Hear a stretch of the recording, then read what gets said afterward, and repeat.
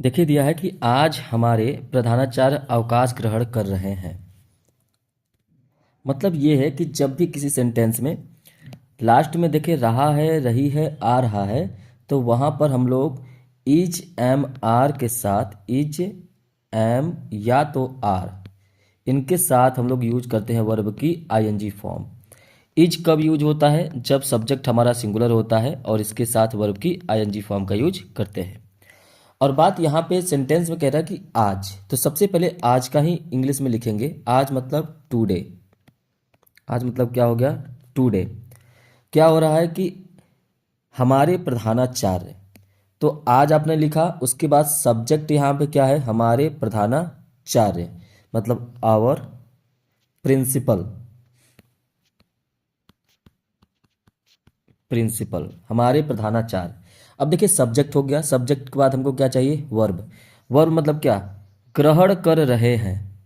ग्रहण कर रहे हैं मतलब ले रहे हैं। क्या? गेटिंग। लेकिन इसके साथ प्रिंसिपल तो सिंगुलर है, तो सिंगुलर के लिए हम लोग इज का यूज करेंगे। गेट मतलब होता है क्या? ग्रहण करना या लेना, क्योंकि यहाँ पे अवकाश ले रहे हैं ना, छुट्टी ले रहे हैं, विदाई हो रही है उनकी, तो इसलिए गेट वर्ड का यूज होगा। और आईएनजी फॉर्म के लिए हम लोग गेटिंग कर देंगे, है ना। वो भी क्या अब बचा? अवकाश। अवकाश के लिए रिटायरमेंट।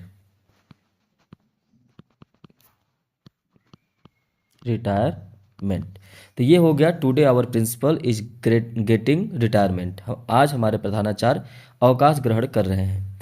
आगे है कि वे मतलब कौन? हमारे प्रधानाचार्य। तो यहाँ पर वे के लिए अगर आपने दे का यूज किया, जैसे आपको पता है कि वे या वे लोग के लिए हम लोग दे का यूज करते हैं, तो गलत हो जाएगा। क्यों? क्योंकि ये जो वे है ये प्रधानाचार्य के लिए आया है, ये रिस्पेक्ट के साथ आया है। आप प्रधानाचार्य को वह नहीं कह सकते, है ना, कि वह आ रहा है, वह जा रहा है, तो यहाँ पर रिस्पेक्ट नहीं होगा। तो अगर आप प्रधानाचार्य को कह रहे हैं तो आप कहेंगे कि वे आ रहे हैं, या वो कॉलेज में काम कर रहे हैं, तो वे जो है वो वर्ड आएगा। तो रिस्पेक्ट के साथ है, इसलिए वे के लिए हम लोग क्या यूज करेंगे? ही वर्ड का यूज करेंगे। तो हमारा सब्जेक्ट मिल गया ही। ठीक है। यहाँ पर भी है करते रहे हैं। ठीक है। तो जब भी किसी सेंटेंस के अंत में ते रहे हैं आता है, क्या आता है? ते रहे हैं। जैसे करते रहे हैं, जाते रहे हैं, खाते रहे हैं, तो यहाँ पर रहा है, रही है, तो आ ही रहा है, लेकिन उसके साथ साथ क्या आ रहा है? समय से। जब भी रहा है, रही है के साथ समय आ जाए, है ना, इतने समय से, तो आपको यूज करना है perfect continuous tense. Perfect continuous tense का यूज जब आप करेंगे तो ये ध्यान रखना है कि यहाँ पे है तो इसका मतलब हैज बिन या तो हैव बिन का यूज करेंगे, इसके साथ वर्ब की आईएनजी फॉर्म। और आगे चल के आपको सिंस या फॉर का यूज करना है, वो भी सिंस का भी मतलब से और फॉर का भी मतलब से। सिंस जो होता है वो फिक्स टाइम के लिए होता है, जैसे 8 बजे से, मॉर्निंग, इवनिंग। और फॉर जो होता है वो फिक्स नहीं होता है, इस जैसे कि 2 घंटे से, दो, है ना, 2 दिन से, तो वहाँ पे यूज करते हैं। तो यहाँ पे ये है कि 1980 से, मतलब ये टाइम फिक्स है, तो सिंस का यूज करेंगे। तो सबसे पहले आपने जब यहाँ पे सब्जेक्ट लिखा वे के लिए, आपने लिखा ही। क्या कर रहे हैं? कार्य करते रहे हैं, तो ही के साथ क्या आएगा? Has been. वर्ब की आईएनजी फॉर्म किस में लगाएंगे? जिसमें रहा है, रही है, लगा है। वर्क मतलब काम, तो क्या हो जाएगा? Working. He has been working, वह कार्य करते रहे हैं। ठीक है। इसके बाद क्या? कॉलेज में। कॉलेज में इसका मतलब यह है कि इन द कॉलेज। ठीक है। क्या हो जाएगा? इन द कॉलेज। उसके बाद क्या है? सिंस या फॉर लगाएंगे, तो यहां पर पता है कि सिंस लगाएंगे, सिंस 1980। तो ये सेंटेंस बन के तैयार होगा कि he has been working in the college since 1980। आगे है कि वे मतलब कौन? हमारे प्रधानाचार्य। इसका मतलब फिर क्या लिखेंगे? ही। फिर है करते रहे हैं सभी अध्यापकों के साथ अच्छा व्यवहार। ठीक है। तो जब भी ते रहे हैं आया है, करते रहे हैं, जाते रहे हैं, तो हमने बताया कि इसके साथ हम लोग परफेक्ट कंटिन्यूअस टेंस का यूज करेंगे।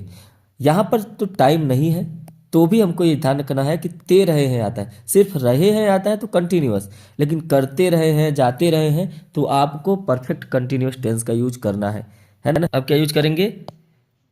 Has been. हैज बिन क्या? व्यवहार करते रहेंगे, उनका मतलब जो बिहेव है, तो यहाँ पे हो जाएगा वर्ब की आईएनजी फॉर्म आएगा, तो क्या हो जाएगा? Behaving, BEHAVING। He has been behaving, क्या? अच्छा, मतलब वेल। इसके बाद क्या?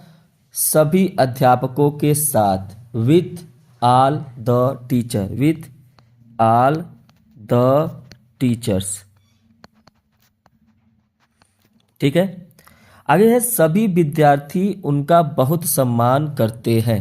सभी विद्यार्थी मतलब ऑल द स्टूडेंट्स, सभी विद्यार्थी, ऑल द स्टूडेंट्स। अब समस्या ये है, थोड़ा सा समझना ये है कि यहाँ पे ऑल के बाद द का यूज आपने क्यों किया।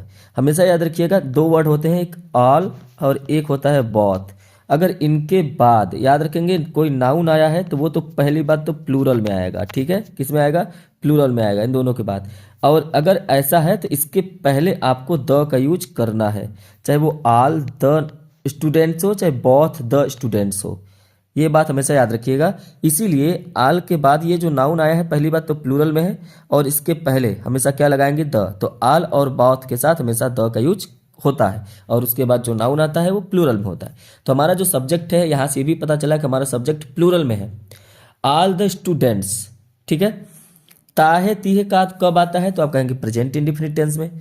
मतलब क्या करते हैं? रिस्पेक्ट करते हैं, तो यहाँ पे हो जाएगा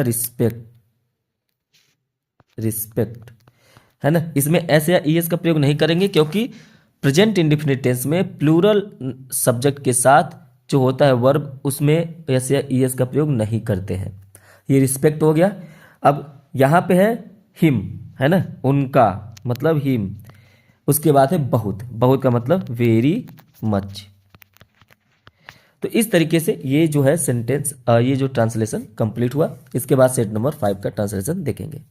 अगर आपको अच्छा लगे तो आपसे लाइक करिए, सब्सक्राइब जरूर करिए।